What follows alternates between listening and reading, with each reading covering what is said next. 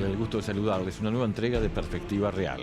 Para dialogar en esta ocasión con Pablo Mieres, Ministro de Trabajo y Seguridad Social, a quien agradecemos su presencia aquí. Un gusto, encantado y un placer estar acá nuevamente en este espacio. Muchas gracias. Después de tantos años, hemos hablado muchísimas veces, ¿no? Por supuesto. 20 años de programa. Y de este modelo de entrevistas en profundidad que realmente es muy útil para profundizar en distintos temas, ¿no?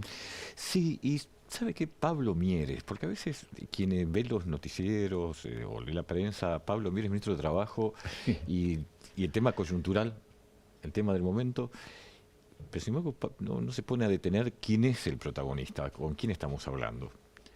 No sé cuánta gente sabe que Pablo Mieres también de abogado, de ministro, de político, sociólogo también. Es verdad.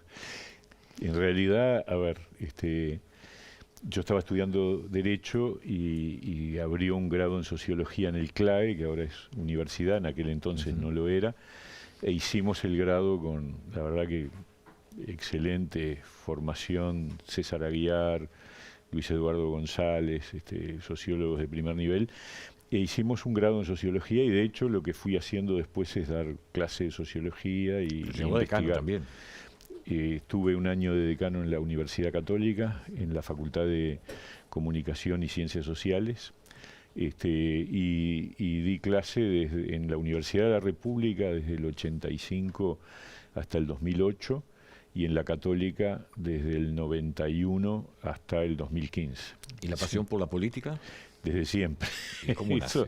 Eso es una cosa que realmente desde niño tengo recuerdos que están asociados a la política. En casa se hablaba mucho de política. Mi padre tuvo alguna actividad, no mucho, no muy larga, pero estuvo siempre vinculado y era una familia donde el tema de político estaba presente, muy presente.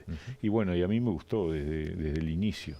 Tengo de los primeros recuerdos, por ejemplo, tenía 4 años y me acuerdo del día que mataron a Kennedy, por ejemplo, que me impactó. O en el año 62, que ahí tenía 3 años, mi viejo era blanco, era herrerista, y bueno, del triunfo del Partido Nacional en el 62 también tengo un recuerdo muy, muy difuso, pero lo tengo, ¿no? ¿Y sus bases políticas? Mis bases políticas fueron por otro lado, es decir, estaban vinculadas a la militancia pastoral, parroquial. Yo milité mucho tiempo en la pastoral juvenil, en la parroquia de los Vascos, que fue además al liceo a donde fui, y a partir de allí, del compromiso cristiano, fue derivando. En ese momento estábamos en dictadura y nosotros sentíamos que había que pelear por la libertad y por la democracia, y el vínculo vino para el lado de la democracia cristiana, del Partido Demócrata Cristiano. Allí empecé a militar en los fines de los 70 con otros amigos, y bueno, mi actividad política se desarrolló en la democracia cristiana hasta el año 95. Pero claramente el origen de mi compromiso político estuvo vinculado a la militancia eclesial y al compromiso de recuperar la democracia. Y ya en democracia PDC, que comienza a tener filas dentro del Frente Amplio, ¿no? Exacto. Yo empecé mi vida política en el PDC dentro del Frente Amplio, luego hacemos el proceso de salida del Frente, de ruptura, aquel proceso que ocurrió entre el 88 y el 89, estamos hablando hace mucho tiempo. Hubo batalla a la cabeza, ¿no? Exactamente. La lista 99, el Partido por el Gobierno del Pueblo, que lideraba Hugo Batalla, y la Democracia Cristiana, donde estaba Juan Pablo Terra y Héctor Lescano, Mérico Pla Rodríguez. Y entonces, en el 89 ya la comparecencia electoral es en el nuevo espacio que en su primera versión, la versión con Hugo Batalla como principal referente. Luego, cuando Hugo da el paso en el 93 de acuerdo con Sanguinetti, ahí se produce una crisis complicada en el nuevo espacio. Por un lado, Rafael Michelini reivindica la mantención del espacio político independiente, digamos. Dentro del Frente Amplio. Ya no fuera del Frente Amplio. Como independiente dentro del. Exacto. Y el PDC resuelve volver al frente en el formato del encuentro progresista, en el año 94. Yo era de los que creía que había que mantenerse independientes, pero dentro del PDC perdimos. Y bueno, y entonces estuvimos en el encuentro progresista del 94 y en el 95 un sector de demócratas cristianos nos incorporamos al nuevo espacio de la época de Rafael Michelini. Y allí comparecimos en el 99 y cuando Rafael decide volver al frente es que se crea el Partido Independiente con Iván Posada, Ricardo Falero, Heber Gato, que hoy es el presidente de honor del partido. Entonces el Partido Independiente nace en el 2002. Es como una especie, si se mira en perspectiva, la realidad es que nosotros desde que rompimos con el frente en la segunda mitad de los 80, siempre mantuvimos la misma idea de un espacio socialdemócrata de centro izquierda, aunque las soluciones político-electorales fueron variando. Dependió de las circunstancias, como termina ocurriendo al final en el 2019, cuando terminamos integrando esta coalición que Pero hoy antes de gobierna. llegar a esta coalición de gobierno, dentro de lo que era el espectro, parecía que más cercano a la izquierda, más cercano al Frente Amplio que a la derecha.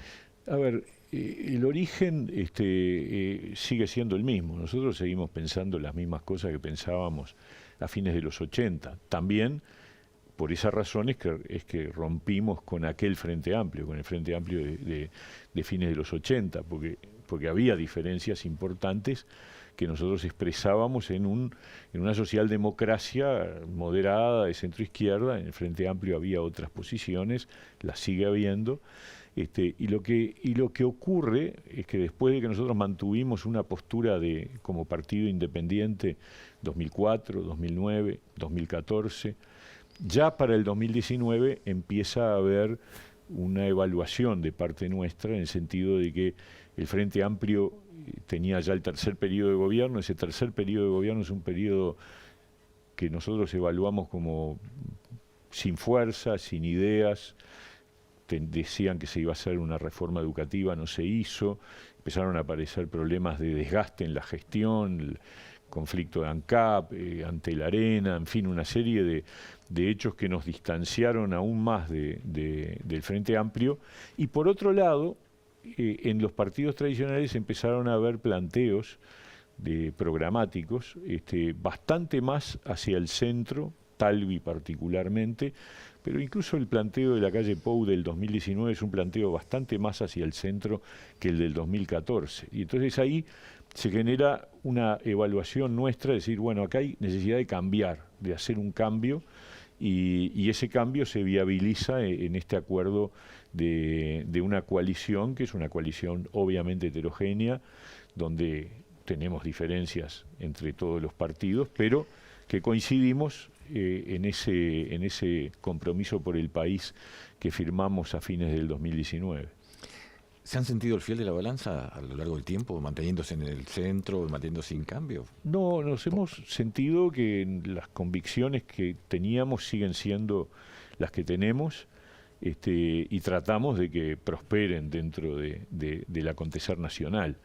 Durante un tiempo como partido ajeno a los dos bloques, ahora dentro de este bloque.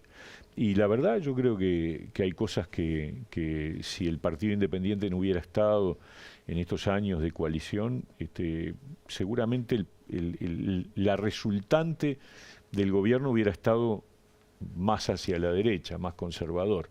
Creemos sinceramente que eso ha sido diferente porque el Partido Independiente, más allá de su magnitud electoral, nosotros tuvimos un resultado electoral muy, muy magro en la elección del 19, pero sin embargo, tanto en el caso de mi rol dentro del Ministerio de Trabajo, con otros compañeros como Daniel Pérez en la Dirección Nacional de Empleo y Pablo Darch en la conducción de INEFOP, así como Mónica Botero desde INMujeres, Daniel Radío en la Secretaría General de la Junta Nacional de Drogas, impulsando ideas de equidad de género, de equilibrio en las relaciones laborales, de búsqueda de entendimientos y de acuerdos entre el movimiento sindical y las cámaras empresariales, promoción del empleo, reivindicando una estrategia, yo diría, moderna en materia de adicciones a través de Daniel Radío,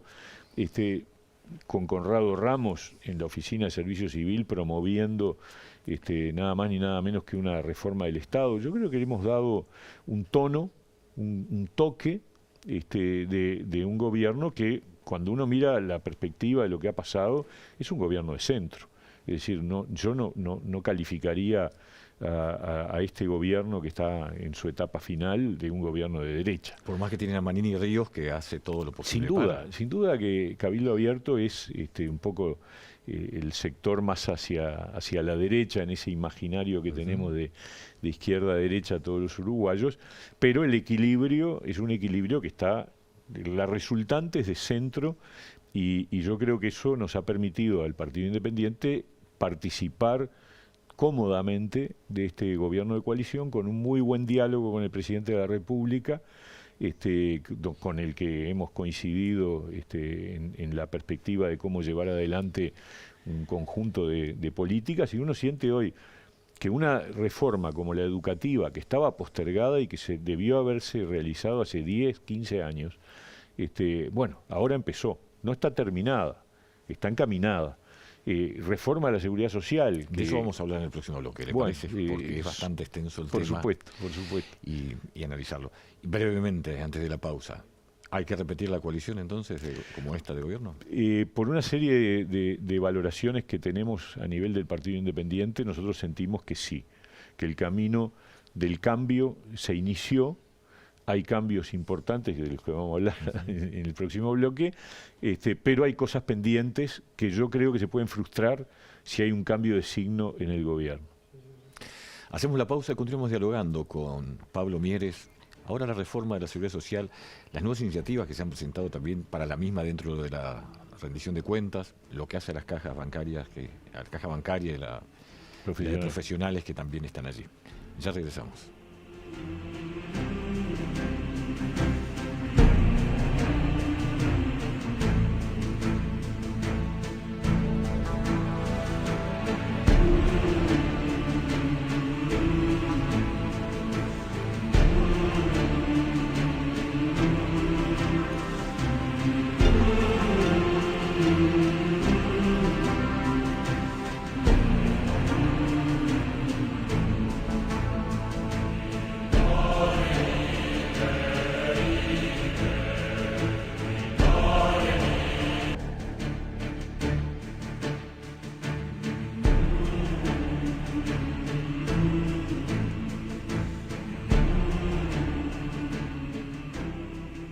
Dialogando con el ministro de Trabajo y Seguridad Social, Pablo Mieres. Seguridad Social, vamos a empezar por el final, por la Seguridad Social. Está bien, sí. Por trabajo hablamos después, que también es bastante, ¿no?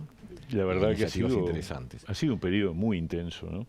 Primero con la pandemia, el tema del empleo y del trabajo estuvo muy central, el tema del salario, pero también la seguridad social.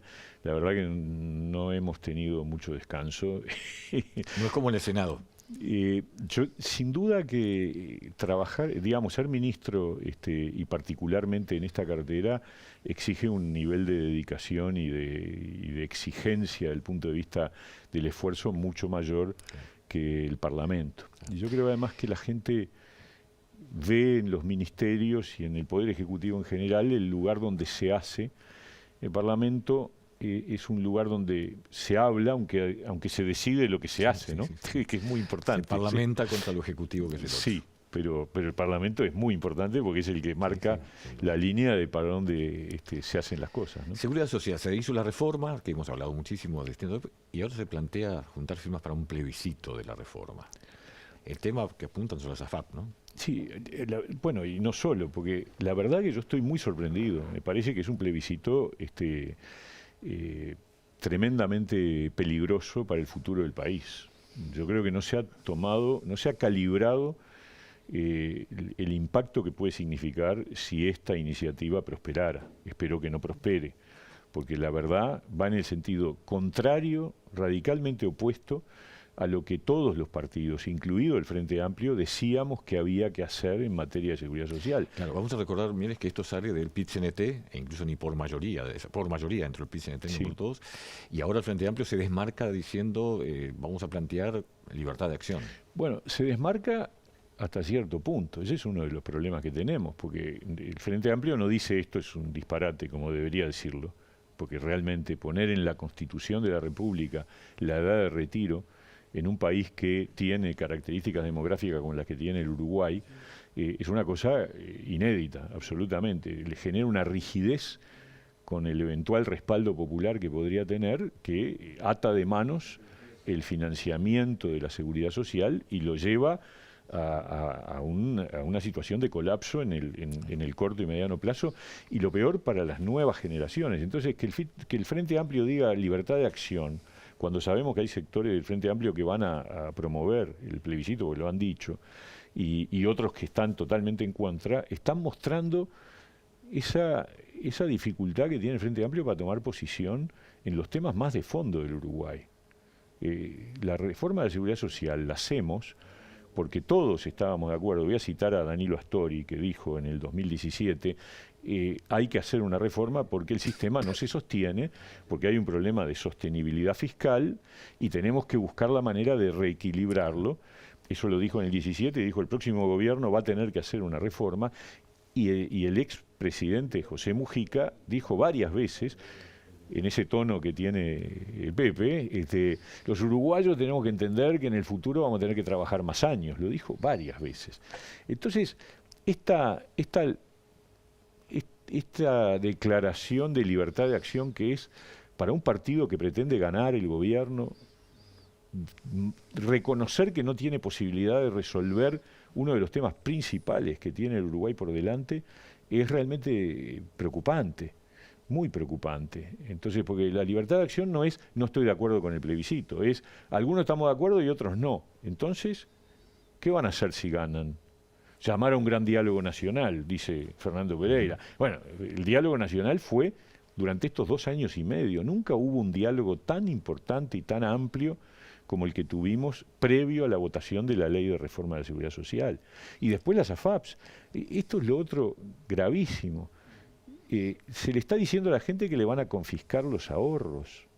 Se está afectando un valor que hace que el Uruguay sea valorado de manera distinta en el mundo, que es la certeza jurídica. Ahorros de décadas de miles de uruguayos le están diciendo, miren, vamos a eliminar las AFAPs y esa plata va a un fideicomiso en el Banco de Previsión Social. Yo nunca había escuchado que en el Uruguay hubiera una iniciativa de ese calibre. Entonces, es muy grave la reforma que se propone. Porque además las AFAPs no son de esta reforma. Van contra una reforma que ocurrió hace 30 años. El Frente Amplio gobernó 15 y nunca las tocó.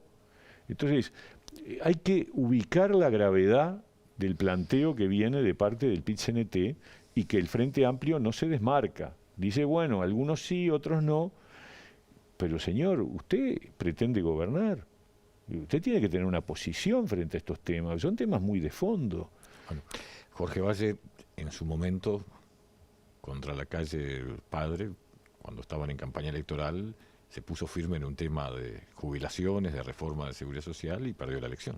Bueno, pero ahí había una razón, hubo un triunfo aplastante de esa reforma contra la que Jorge Valle se opuso, que era un tema de que las jubilaciones eran variable de ajuste de los gobiernos de turno.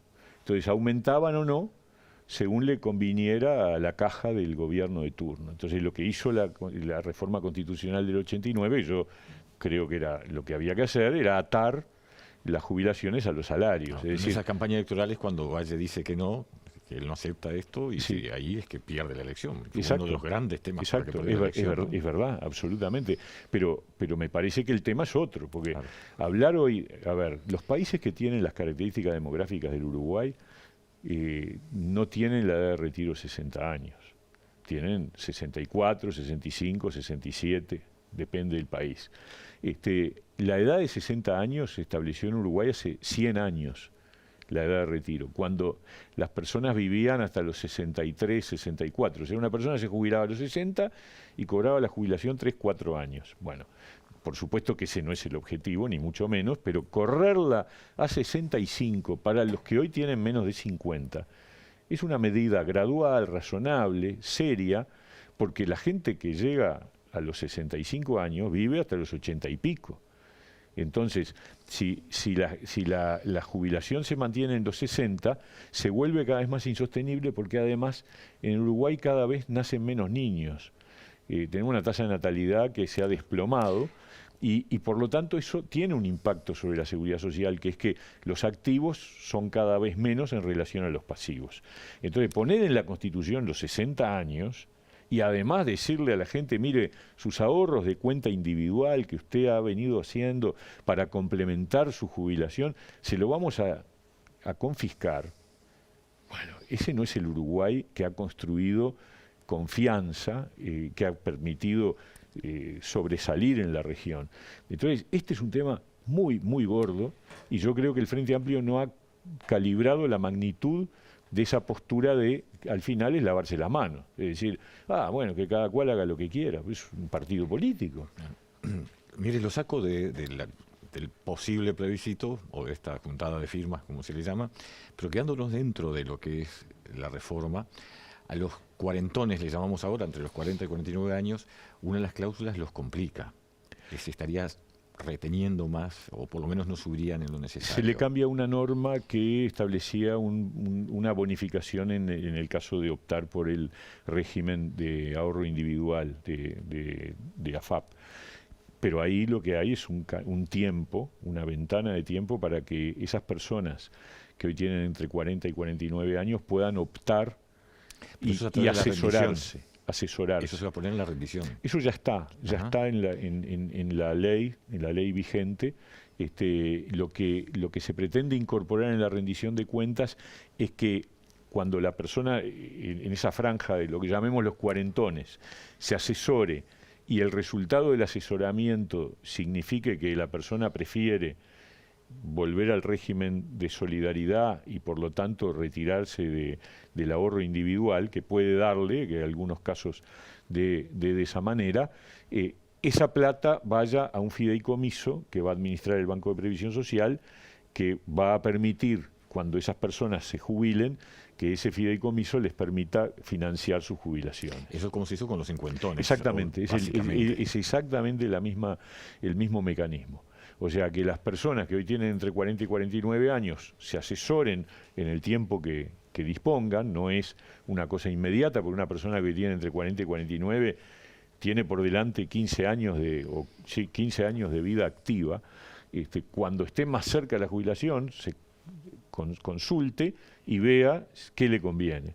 Y si le conviene volver al régimen de reparto, esa plata que fue depositando en la FAP se le traslada a un fideicomiso que el Banco de Previsión Social va a tener ese bolsón para pagar las jubilaciones justamente de esa generación. Ahora, mire, para dejar en claro las circunstancias, porque usted decía hoy, ¿dónde se vio un fideicomiso con esto del posible plebiscito que quieren sacar las AFAP? Acá no estamos en las mismas circunstancias, son dos cosas diferentes. Podríamos sacar las AFAP ahora todas y es muy diferente porque esto elimina el régimen de ahorro individual. O sea, no le permite la opción a la persona. Lo que hace es, se te terminó, no podés hacer cuentas personales de ahorro para la jubilación. Me impones que sacarme te saco lo que ahorraste y lo guardo en una bolsa y después pagaré con eso la jubilación que se determine.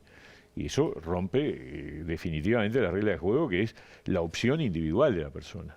Que la persona es la que decide, si, como hicieron los cincuentones, como harán los cuarentones, pero el régimen mixto se mantiene, porque es un camino que se optó en los años 90 porque sabíamos que había dificultades para mantener el régimen de reparto. Y volver al régimen de reparto es condenar a las jubilaciones a que sean cada vez más bajas, porque cada vez va a dar menos la plata.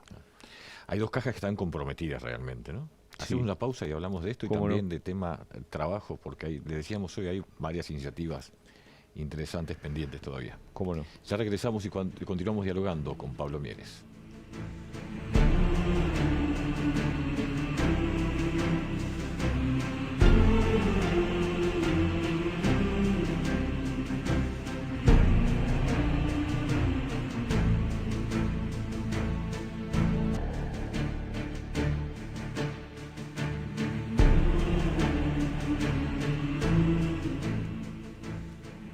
dialogando con Pablo Mieres.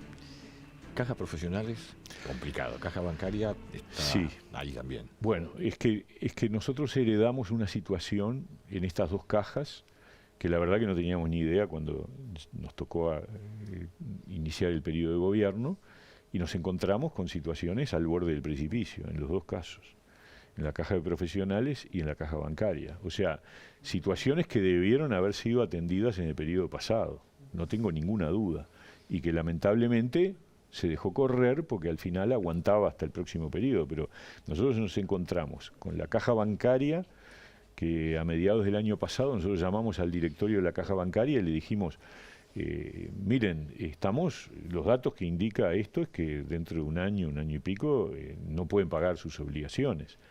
Ellos en ese momento no tenían conciencia de la situación, lo negaron. 6 meses después nos llamaron a fin del año pasado y nos dijeron, sí, la verdad, la situación es esta.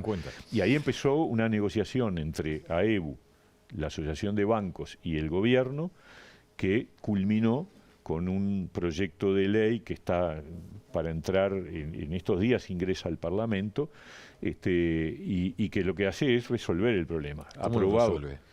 Lo resuelve con el aporte de todos. Es decir, acá para equilibrar las cuentas hay que adelantar el cambio paramétrico, es decir, las edades de retiro, cómo se calcula el haber jubilatorio, para ir en la lógica de la integración. Nada más que se adelanta y se hace un aporte de los bancos, de los activos y pasivos de la caja bancaria y del Estado para ayudar al financiamiento.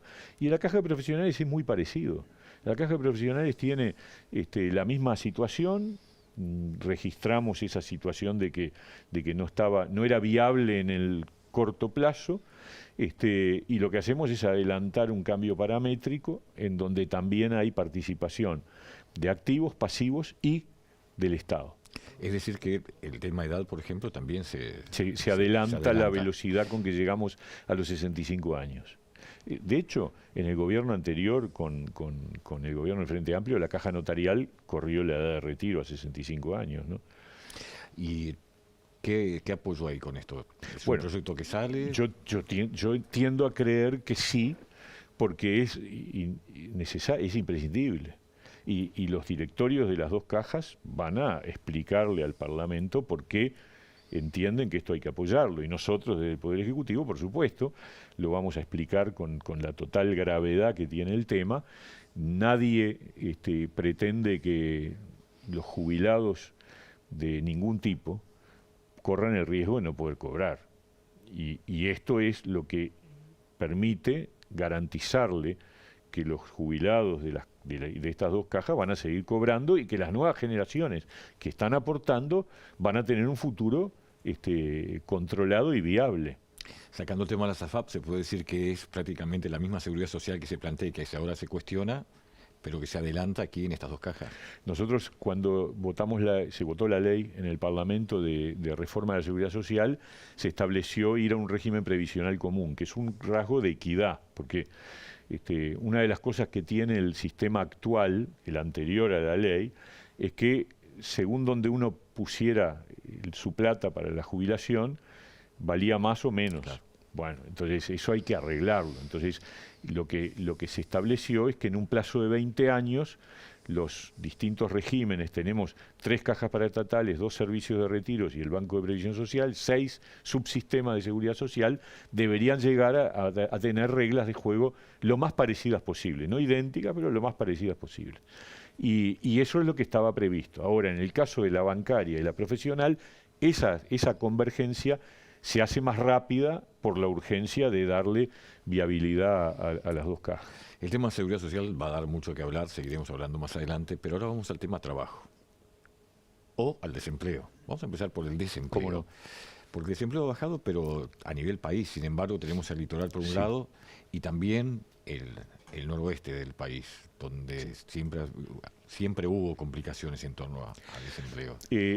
los datos de empleo en general, si uno toma en cuenta la cantidad de puestos de trabajo, la cantidad de gente ocupada, la gente que está buscando trabajo y no encuentra, la tasa de informalidad, la tasa de subempleo, que ahora explicamos rápidamente qué es, todos los datos convergen en la idea de que el Uruguay hoy está mejor que el año previo a la pandemia.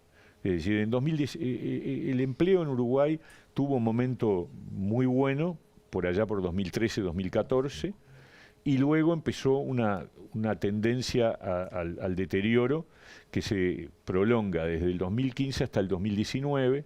Luego en el 20 tenemos el impacto brutal de la pandemia, y lo cierto es que si uno toma de 2017 al 20, hubo una pérdida de 50.000 puestos de trabajo entre el 17 y el 19 y 60.000 en 2020. Pero entre el 2021, 22 y lo que va del 23, recuperamos 120.000 puestos de trabajo. O sea, se recuperó todo lo que se había perdido e incluso un poquito más. O sea, la cantidad de personas empleadas hoy en Uruguay es mayor que la del 2019, que la del 2018, es similar a la del 2017. La tasa de desempleo se ubica también aproximadamente en 2018. El dato de estas horas es en el entorno del 8%, cuando en febrero del 20 era 10,5%. Y el promedio del 19 era 8,9%. Ahora estamos en el promedio del 8%. ¿Y lo puntual? ¿Lo puntual? Tenemos un problema particularmente... antes de eso. Además bajó la tasa de informalidad. La tasa de informalidad en Uruguay, es decir, la gente que trabaja en el sector informal, que no aporta, que no tiene protección social, era del 25% hasta el 2019 y ahora estamos en 21%, o sea, 4 puntos menos. Es mayor cantidad de trabajadores con protección. ¿Qué número implica más o menos ese 4%? ¿Tiene más o menos qué número implica ese 4%? Tendría que sacar la cuenta, sí. pero son un montón de gente, sí, ¿no? Debe ser, rápidamente, como 50.000 personas más formales que las que había antes, aproximadamente. Y también el subempleo, que es la gente que dice que trabaja menos horas de las que querría trabajar, está estabilizado en torno de entre el 8 y el 9%. Acá hablamos de lo macro, ¿no? Sí. Del Uruguay macro. Sí, después cuando pones la lupa, efectivamente lo que tú decís es verdad. En el litoral tenemos una tasa de desempleo promedio más alta, seguramente por impacto de lo que ha sido la vinculación directa con la situación argentina. Las tasas de los departamentos del litoral oscilan entre el 10 y el 14. O sea que tenemos un promedio del 12% en la zona del litoral contra el 8% del conjunto del país. Con lo cual uno diría también, bueno, ¿cómo estaría el empleo si no tuviéramos el problema de Argentina, ¿no? Porque realmente, seguramente sería mejor todavía. Pero bueno, la realidad es la realidad y el impacto está ahí presente. Y obviamente las medidas que tomemos nosotros desde Uruguay para compensar la situación con Argentina nunca alcanzan, porque la desproporción es tan grande. Claro. ¿Y hay algo previsto más para ese sector? Nosotros ahora tuvimos una medida concreta con respecto a la hotelería. A la hotelería, sí. Que en realidad lo que busca es sostener a los hoteles en etapa de baja temporada, porque la gente en las vacaciones de julio, en las vacaciones de primavera, se van, en vez de vacacionar dentro del país, se van a la vereda enfrente. Y eso ha afectado mucho la actividad hotelera particularmente. Por eso la propuesta es una especie de traje de medida por 3 meses, septiembre, octubre y noviembre, donde se vuelve a instalar el seguro de paro parcial, que tanto funcionó en la época de la pandemia, donde un hotelero puede tener actividad los fines de semana, porque ahí sí se mueve un poco, pero no puede sostener a los trabajadores durante toda la semana, entonces puede usar el seguro de paro para sus trabajadores durante los días hábiles y sacarlos del seguro de paro viernes, sábado, domingo, lunes, y así volver funcionando hasta diciembre. En diciembre se supone que la temporada turística levanta y que de alguna manera ese instrumento no va a ser más necesario. siempre y cuando ver qué pasa con Argentina también, en esa zona, ¿no? Porque... Es verdad, no sabemos qué va a pasar, yo tengo la esperanza de que ahí sí las ventajas naturales que Uruguay tiene se sobreponen al tema del tipo de cambio, etcétera, ¿no? Es decir, las playas, etcétera. Lo saco 2 minutos de ministro y lo llevo al sociólogo, al político. ¿Está observando qué es lo que pueda pasar con Argentina de acuerdo a quien gane? ¿Le preocupa la situación? Nos preocupa a todos los uruguayos porque indudablemente, más allá de que hay que decir una cosa que vale la pena, cuando en 2001 Argentina explotó, cuando De la Rúa se fue en helicóptero, en Uruguay 2002 fue una catástrofe. Bueno, aprendimos algo muy importante, que es no tener una fuerte exposición al riesgo argentino. Es decir, Uruguay hoy tiene un sistema financiero, una estrategia productiva, comercial, mucho más independiente de Argentina. Esa es la realidad. Y por eso esta situación tan catastrófica o difícil que vive Argentina no ha afectado a Uruguay de una manera similar a la que tuvimos 20 años atrás. La crisis del 2002, ¿se acuerdan cómo fue? Hubo una crisis bancaria en Argentina y vino una corrida bancaria en Uruguay, ¿no? Pero esto es como tener los puentes cortados hacia acá, no hacia allá, para peor. Bueno, lo que pasa es que sí, lamentablemente es así y uno espera que las definiciones que se tomen en Argentina de alguna manera impliquen cambio en la tendencia, en las políticas. El que le toque asumir, sea quien sea, va a tener que buscar la manera de desenredar esta madeja. ¿Usted prefiere alguno? No, yo prefiero, a ver, yo como integrante del gobierno, yo tengo mis preferencias, obviamente, pero prefiero no expresarlas porque soy ministro. Estoy en un gabinete de gobierno, no quiero comprometer al gobierno en decisiones que son de política de otros países, ¿no? Hacemos la pausa y entramos en el último bloque de Perspectiva Real.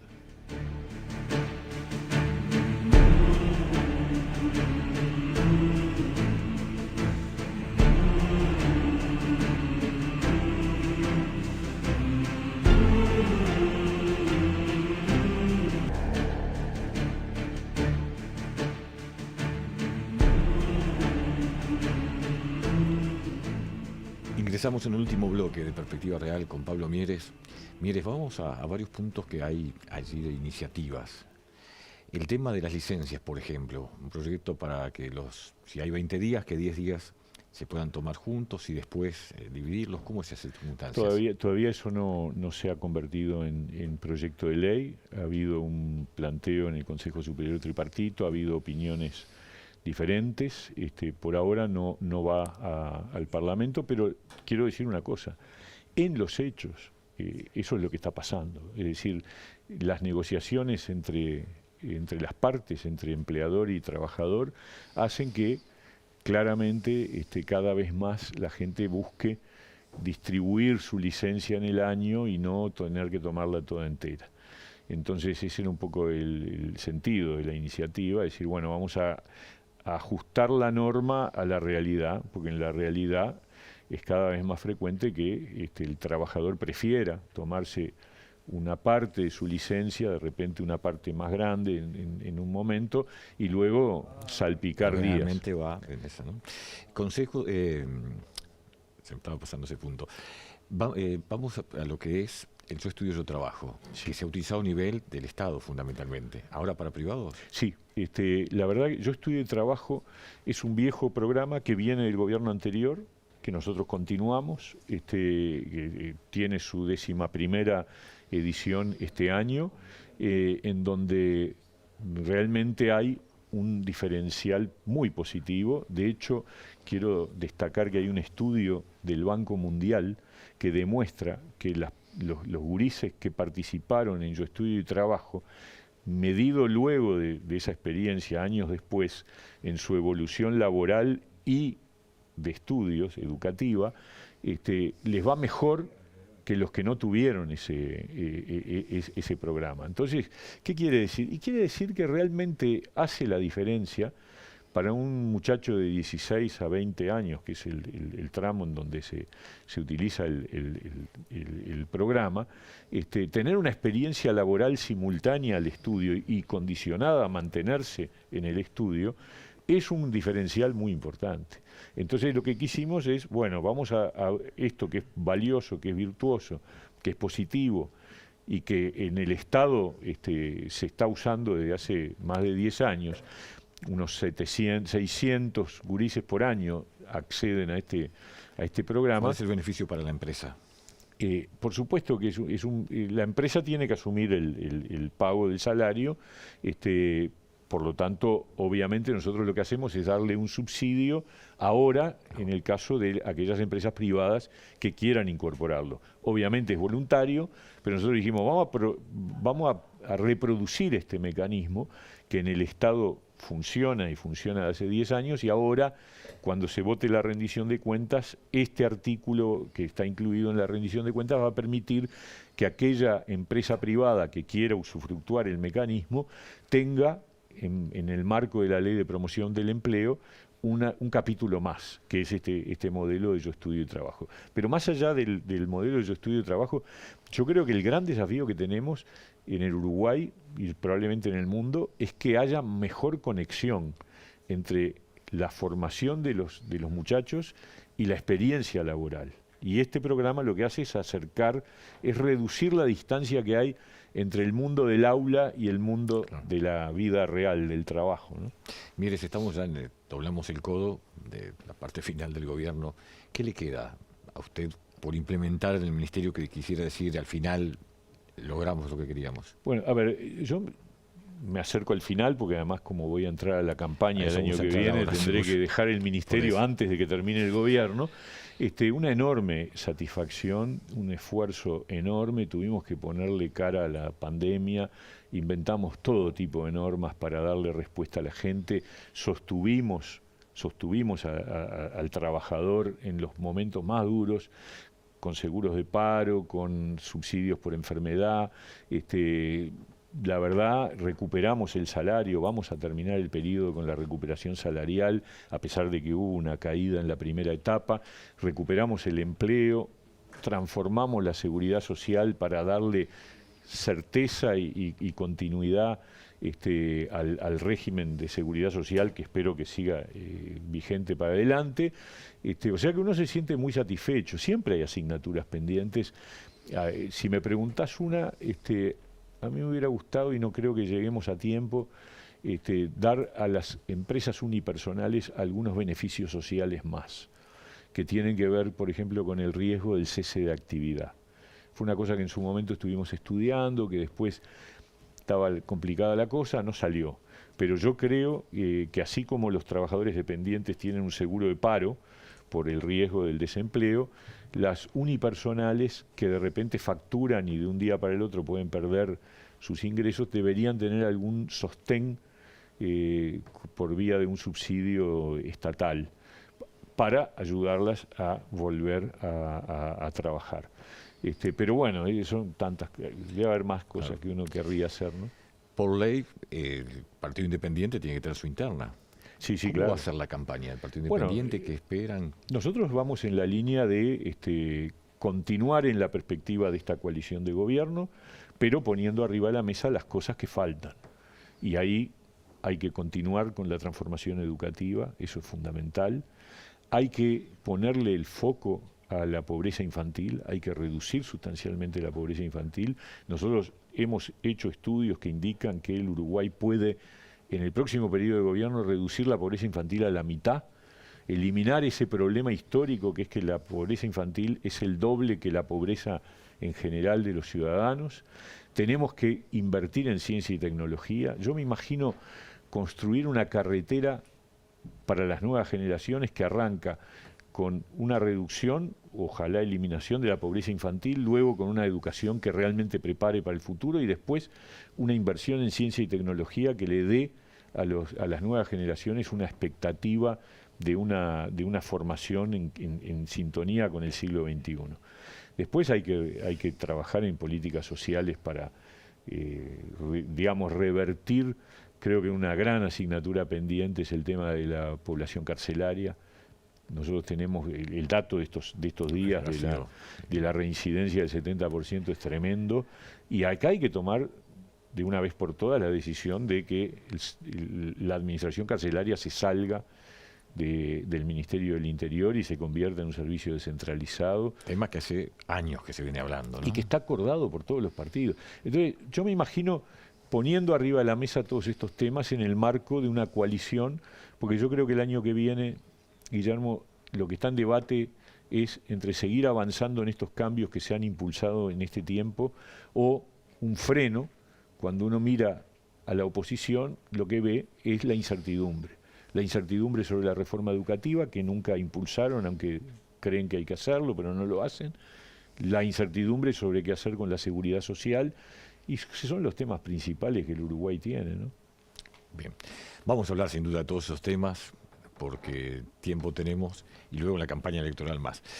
Mieres, le vamos a obsequiar, este es un libro de Carlos Muse, Sí. que es quien Pero muchas hace gracias. esas obras. La verdad que Blue Cross and Blue Shield, que es quien nos patrocina, patrocinó también ese libro.